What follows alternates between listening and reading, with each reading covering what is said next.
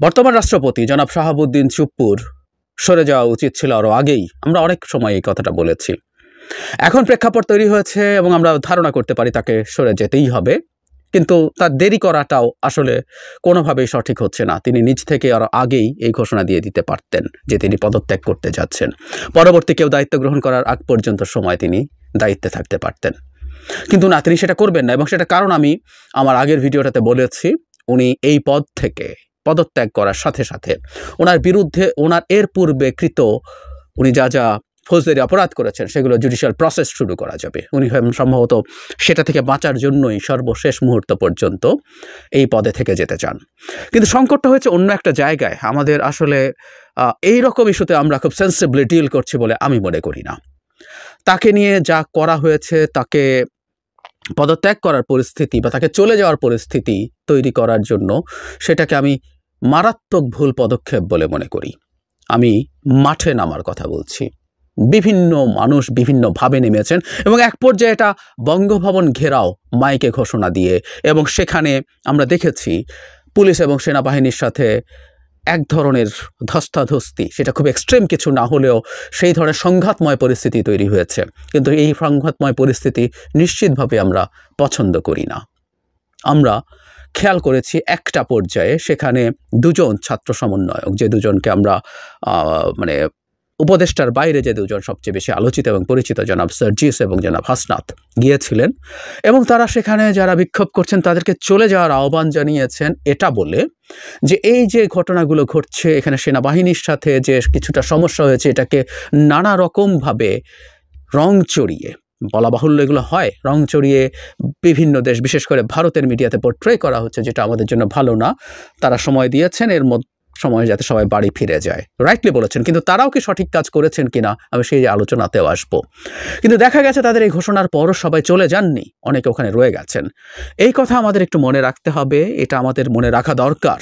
এবং বিশেষ করে যারা বৈষম্য বিরোধী ছাত্র আন্দোলনের মানুষরা আছেন, তাদের এটা দেখব যে বহু ক্ষেত্রেই বহু জায়গায় নেতৃত্ব বা তারা যা চাইছেন তা সবসময় হচ্ছে না। তাদের চিন্তা বা তাদের সিদ্ধান্তের বাইরেও অনেক ঘটনা ঘটছে। সেটা কারা ঘটাচ্ছেন সেটাও আমরা নিশ্চিত নই, কিন্তু ঘটছে। কিন্তু যে কথাটা বলছিলাম, রাষ্ট্রপতির চলে যাওয়া নিয়ে বৈষম্য বিরোধী ছাত্র আন্দোলনও সঠিক কাজ করেছে বলে আমি মনে করি না। এই কথাগুলো স্পষ্টভাবে বলা দরকার। তারা বঙ্গভবন ঘেরাও করার জন্য যায়নি, সঠিক করেছেন তারা, কিন্তু তারাও ভুল করেছেন এ কারণে তারা শহীদ মিনারে গিয়েছিলেন। শহীদ মিনারে এই বৈষম্য বিরোধী ছাত্র আন্দোলনের সদস্যরা, নেতারা এবং সদ্য গঠিত যে নাগরিক কমিটি আছে তারা গিয়েছিলেন এবং তারা সেখানে জনাব চুপ্পুর পদত্যাগের জন্য জোর দাবি জানিয়েছেন। এখন আমার কাছে কেন এটাকে ভুল মনে হয় সেটা বলি। জনাব চুপ্পু যে বক্তব্য দিয়েছেন মতিউর রহমান চৌধুরীর কাছে, সেই বক্তব্য প্রকাশ্যে আসার পর এই সরকারের খুব গুরুত্বপূর্ণ একজন উপদেষ্টা এবং যিনি সংশ্লিষ্ট মন্ত্রণালয়ের উপদেষ্টাও, তিনি শুধুমাত্র যে গুরুত্বপূর্ণ তা নন, এই রিলেটেড বিষয়গুলো যারা ডিল করার কথা সেই মন্ত্রণালয়, আইন বিচার এবং সংসদের দায়িত্বে আছেন জনাব আসিফ নজরুল, তিনি অত্যন্ত কঠোর ভাষায় রাষ্ট্রপতিকে কন্ডেম করেছেন, তার শপথ ভঙ্গের কথা বলেছেন এবং তার এই অবস্থানটা তার প্রেসিডেন্ট পদে থাকার মতো কিনা সেটার জন্য তার উপদেষ্টা পরিষদে আলোচনা করবেন সেটাও বলেছেন। সুতরাং সরকার তো কোনো রকম কোনো নমনীয় মনোভাব রাষ্ট্রপতির প্রতি দেখাননি।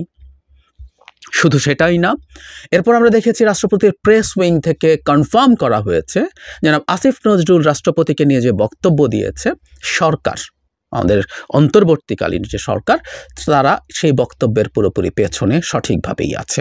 তো তা যদি হয়ে থাকে, সরকারই তো, আমি ধারণা করি বা আমাদের এটা বোঝার যথেষ্ট যৌক্তিক কারণ আছে যে জনাব চুপ্পু যাতে তার দায়িত্ব ছেড়ে যান সেই ব্যাপারে তার সাথে নেগোশিয়েট এবং ডিল করবেন। এটা নিয়ে কোনো কনফিউশনের কিছু ছিল না, প্রেক্ষাপট পুরোপুরি সেরকম ছিল। তাহলে এটা যেন মাঠে নামতে হলো কেন? শহীদ মিনারেও বা কেন নেমে এই দাবি জানাতে হলো? আমাদের একটা জিনিস মনে রাখতে হবে, এটা শেখ হাসিনার সরকার না, এই সরকারটা আন্দোলনের, গণ অভ্যুত্থানের ফসল। এই সরকারটাকে ক্ষমতায় রাখার জন্য, নেয়ার জন্য বৈষম্য বিরোধী ছাত্র আন্দোলনের যারা নেতা আছেন তারা সামনের কাতারে ছিলেন, অনেকেই ছিলেন, তারা সামনের কাতারে ছিলেন। সুতরাং এটা তাদেরও সরকার, তারা নিজেরাও নিশ্চয়ই সেটাকে অন্য করেন। কিন্তু সেই সরকারকেও যে ছাড় দিতে হবে আমি তাও বলছি না। যখন সরকার কোনো কিছুতে সঠিক পথে থাকছে না, সেই জায়গায় চাপ প্রয়োগের প্রশ্ন আসে। সেটা আপনি বঙ্গভবন ঘেরাও করুন বা আর একটু সফটটা শহীদ মিনারে গিয়ে করুন, চাপ দেয়াই। এই চাপ তখন প্রয়োজন হতো যখন সরকারের মধ্যে সদিচ্ছার অভাব দেখা যেত অথবা গড়িমসি দেখা যেত। আমরা তো দেখিনি। তাহলে কেন তারাও বা এটা করলেন? এখন তারা যখন শহীদ মিনারে দাঁড়াচ্ছেন, আরেক গ্রুপ আরেকটু এক্সট্রিম হয়ে বঙ্গভবন ঘেরাওয়ের কথাও ভাবতে পারে। তারা পুলিশের ব্যারিকেড ভেঙে ভেতরে ঢোকার চিন্তা করতে পারেন। তাদেরও তো নিজস্ব কিছু চিন্তা থাকবেন। তারা হয়তো, আমি জানি না, সত্যিকার অর্থেই এটা ইটস সো ফ্লুইড, মানে এই বৈষম্য বিরোধী ছাত্র সংগঠন বলে, আন্দোলন বলে যে সংগঠনটি আছে, তাদের নেতা বা নেতার বাইরে কারা আছেন বা এর মধ্যে আর কোন কোন সংগঠন আছেন, আমি দেখেছি আরও ভিন্ন নামেরও কয়েকটা সংগঠন সেখানে হাজির হয়েছে, কিন্তু তারা নিজেরাও তো এই দাবিতে মাঠে নেমেছেন। আমাদের এই মাঠে নামার ব্যাপারটা নিয়ে আসলে সিরিয়াসলি ভাবা দরকার। জনাব চুপ্পু চলে যাবেন, আমার এটা ধারণা করতেই পারি যৌক্তিকভাবে, কারণ এর মধ্যে আমরা দেখেছি ডক্টর আসিফ নজরুল এবং জনাব নাহিদ এই দুজন চিফ জাস্টিসের সাথে মিটিং করেছেন। এটা সবাই কনফার্ম করেছে। তারা কি বিষয়ে মিটিং করেছেন সেটা বলেননি, তবে কেউ এটা স্পষ্টভাবে বলেও দিয়েছে তারা সম্ভবত চিফ জাস্টিসকে প্রেসিডেন্টের দায়িত্ব নেয়া এবং তার অবর্তমানে তিনি যদি প্রেসিডেন্ট হন তাহলে তারপরে আরেকজন আপিল বিভাগের বিচারক যাকে প্রধান বিচারপতি হিসেবে নিয়োগ করা হবে, এই ধরনের আলোচনা করতে গেছেন। স্পেকুলেশন নানান কিছু হবে, এটা হতেও পারে। প্রধান বিচারপতি সম্পর্কে আমরা যেরকম ইন্টিগ্রিটির মানুষ হিসেবে শুনেছি, তিনি রাষ্ট্রপতি হলে it's not a bad idea. যদিও আমরা অনেকেই আবার মনে করেছিলাম বা অনেকে এক্সপেক্টও করেছিলাম ডক্টর ইউনূস নিজে রাষ্ট্রপতি এবং একই সাথে রাষ্ট্রের প্রধান নির্বাহী দুটো দায়িত্ব রাখবেন, হোয়াট এভার ইট ইজ। তো এরকম একটা সম্ভাবনার কথাও আছে, সেটা হতেও পারে। আজ হয়তো দিনের পরবর্তী সময়ের দিকে এই ঘটনাগুলো ঘটবে। কিন্তু যে কথাটা বলছিলাম যে রাস্তায় নামা টেন্ডেন্সি, কয়েকদিন আগেও আমি একটা ঘটনা নিয়ে আমি ব্যক্তিগতভাবে আমি পছন্দ করিনি। সেটা হচ্ছে সুপ্রিম কোর্টের হাইকোর্ট বিভাগে বেশ কিছু দলীয় বা দলকানা বিচারক আছেন যাদেরকে অপসারণ চাওয়া হচ্ছিল। আমরা এরকম একজন প্রধান বিচারপতি আমাদের আছেন যাকে আমি কথা বলেছি, আমি আদালত পাড়ায় দীর্ঘদিন আছেন এমন আইনজীবীদের সাথে কথা বলে দেখেছি, অবসরপ্রাপ্ত বিচারকের সাথে কথা বলে দেখেছি যে উনি আসলে খুবই শক্ত ইন্টিগ্রিটির মানুষ। সো এরকম একজন মানুষ আমাদের প্রধান বিচারপতি আছেন। আমাদের একজন আইন উপদেষ্টা আছেন যাকে আমরা রিলাই করি। আমাদের কেউ তাকে নানা কারণে এক ধরনের অন্যায় সমালোচনা করেন বলে আমি মনে করি, কিন্তু তার সোফার তার ভূমিকা এবং ওনার ভূমিকা শুধু জুলাই মাসে না, আমরা এই ব্যাপারটাও কোনোদিন হয়তো আলোচনায় আসতে হবে। ডক্টর আসিফ নজরুল এই স্বৈরাচারী মাফিয়া সরকারের বিরুদ্ধে খুব দীর্ঘকাল তার জায়গা থেকে লড়াই করছেন। সো ডক্টর আসিফ নজরুল এই মন্ত্রণালয়ের দায়িত্বে আছেন এবং অ্যাটর্নি জেনারেল যিনি আছেন তাকেও এই অঙ্গনের মানুষ একজন খুবই জেনুইন, অন্তত শেখ হাসিনার সরকারের মানে কোনো রকম বেনিফিশিয়ারি তো নাই, উনি বিরোধী মানুষ ছিলেন, উনি বিএনপির একটা গুরুত্বপূর্ণ পদে দায়িত্বশীল ছিলেন। সুতরাং এই তিনজন মানুষ মিলে এই কাজটা করতে তো পারতেন, কিন্তু সেটা করার জন্য আবারও যখন উচ্চ আদালতে গিয়ে মিছিল করা হয়েছিল, এক ধরনের চাপ তৈরি করা হয়েছিল, সেই জিনিসগুলোর বার্তা ভালো না। আমি এটা বলতে পারি যে বৈষম্য বিরোধী যে ছাত্র আন্দোলনে যারা সমন্বয়ক আছেন তারা একটা প্রেশার গ্রুপ হিসেবে যেহেতু থাকতে চান, তাদের এই মধ্যে আলোচনাগুলো করুন, তারা এগুলো সরকারের বিভিন্ন গুরুত্বপূর্ণ জায়গায় পৌঁছে দিন। এবং আমরা যেহেতু এই দেশে বাস করি, আমরা যেহেতু এই দেশ সম্পর্কে জানি, তাই আমরা এটাও জানি সরকারের বহু গুরুত্বপূর্ণ জায়গায় তাদের অ্যাক্সেস আছে। তার চাইতে জরুরি কথা হচ্ছে দুজন সমন্বয়ক যারা অত্যন্ত গুরুত্বপূর্ণ রোল প্লে করেছেন, তারা দুজন এখন সরকারের উপদেষ্টা আছেন।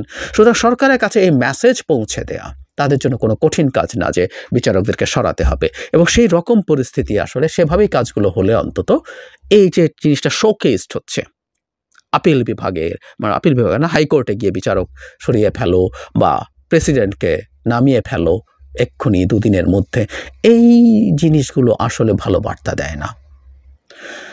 আমি ব্যক্তিগতভাবে মনে করি ভবিষ্যতে আমাদের এই ব্যাপারগুলোতে সতর্ক হওয়া দরকার। বাংলাদেশে ছাত্ররা সব কিছুতে নেমে কোনো না কিছুতে একটা চাপ না দিলে কোনোভাবেই সরকার কাজ করে না, এটাই সরকারটার জন্য ভালো হবে না। এই সরকারটাকে দুর্বল করা কারো লাভ হলেও হতে পারে। সরকারের দুর্বল হয়ে গেছে, সরকার পারছে না কাজ করতে, তাকে ধাক্কা দিয়ে কাজ করাতে হচ্ছে। এটা শেখ হাসিনা, আওয়ামী লীগ তাদের দোসর বা আর কেউ এই পরিস্থিতি ঘোলাটে করে আর কোনো ধরনের বেনিফিট তুলে নিতে চায়, দেশটা অশান্ত হলে যাদের ভালো হয় তাদের জন্য ভালো হতে পারে। এটা ভবিষ্যৎ গণতান্ত্রিক বাংলাদেশের জন্য, যে গণতান্ত্রিক বাংলাদেশের ট্রান্সফরমেশনের জন্য আমরা শেখ হাসিনাকে পালাতে বাধ্য করেছি এবং এই অন্তর্বর্তীকালীন সরকার তৈরি করেছি, তাকে ক্ষমতায় রেখেছি, যার মাধ্যমে আমরা কিছু বেসিক সংস্কার করে দিনের শেষে একটা নির্বাচনী গণতান্ত্রিক ব্যবস্থার মধ্যে ঢুকতে চাই। সেই সরকারটাকে দুর্বল করা, দুর্বল দেখানো, ডিস্টেবিলাইজ করারই নামান্তর হবে। সুতরাং এই একটা ব্যাপারে আমাদের সবার সতর্ক থাকা জরুরি বলে আমি মনে করি। অথচ আমরা অনেকেই মনে করছি যে কোনো না কোনোভাবে কিছু হলেই আমরা নেমে যাব এবং আমরা নেমে আমাদের যা ইচ্ছে তা করব। এবং কেউ কেউ বলছেন এমন, আমি যেমন ফেসবুকে লিখতে দেখছি, যে ঘটনা ঘটে যাবে সেটার জন্য একটু মাঠে থেকে for claiming the credit, what ever it is, যে কারণেই আমরা কেউ করি না কেন, বা সদিচ্ছা থেকে বা ভুল বুঝে যাই করি না কেন, এগুলো সঠিকভাবে বুঝতে হবে। আমরা একটা অত্যন্ত ফ্র্যাজাইল স্টেট নিয়ে কথা বলছি। শেখ হাসিনা দেশটাকে এমনভাবে তছনছ করে দিয়ে গেছেন, আমি প্রায় বলি শেখ হাসিনা ভাষায়, তিনিই বলেন এই শব্দটা, যে ছিনিমিনি খেলেছেন তিনি, যেভাবে উনি জনগণকে ছিনিমিনি খেলতে দেবেন না আর কাউকে, উনি নিজেই খেলেছেন। এই ছিনিমিনি খেলার পর দেশটা যে ফ্র্যাজাইল অবস্থা আছে, এটাকে খুব ডেলিকেটলি হ্যান্ডেল করতে হবে। এখন বিপ্লব করে সব ধ্বংস করে দেওয়ার, এখন অভ্যুত্থান করে সব ধ্বংস করে দেওয়ার সময় না, এখন ভেঙে পড়া ফ্র্যাজাইল একটা স্টেটকে গড়ে তোলার সময়। খুবই ডেলিকেটলি হ্যান্ডেল করতে হবে। মিসহ্যান্ডলিং আমাদের জন্য খুব বড় বিপদ হতে পারে, বিপদ তৈরি করতে পারে। আমি অনেক ক্ষেত্রেই মিসহ্যান্ডলিং দেখছি, এটা আমাদের জন্য ভয়ের ব্যাপার।